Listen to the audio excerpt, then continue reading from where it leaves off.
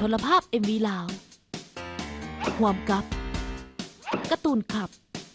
ภูมิใจเสนอ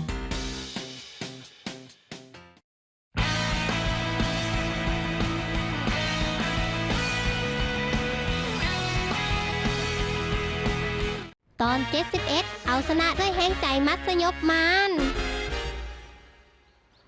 สาวนะทนาย สาวนะมีเรื่องสำคัญจะเว้านำได้ มีอย่างล่ะฮะ อ้ายว่าเขาไม่เห็นอย่างของเขา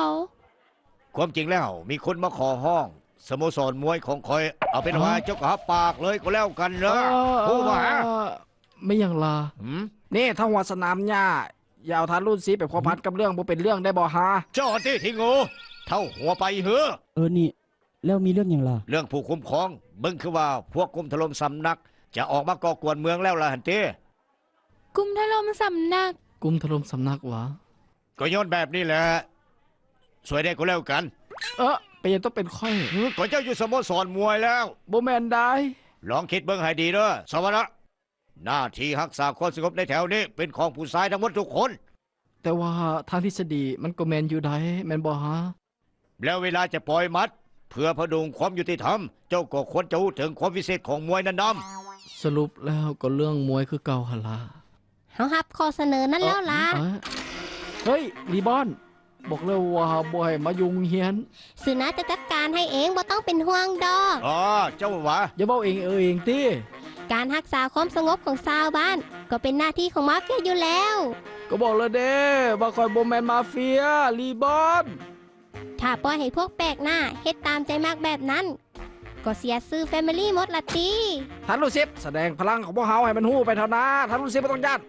แต่ว่าเรื่องคนอื่นเขา เรื่องคนอื่นได้จังใดล่ะ เอ้ย เพราะว่าเรื่องนี้เคียวโกะขอห้องมาได้ เอาเคียวโกะ เกิดเรื่องยังขึ้นกันแท้แล้วนี่ คือว่าซึนนะคนมีเรื่องที่บ่สามารถให้อภัยได้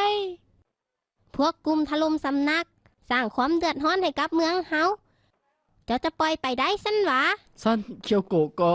นี่ไอ้ยอมบ่ได้โอ้ยอมเด็ดขาดต้องใส่มัดเล็กพิทักษ์ความยุติธรรมแล้ว ซึนะเป็นหน้าที่ของเจ้าแล้วเด้อ ค่อยวะ จะต้องจัดการพวกถล่มสำนักให้ได้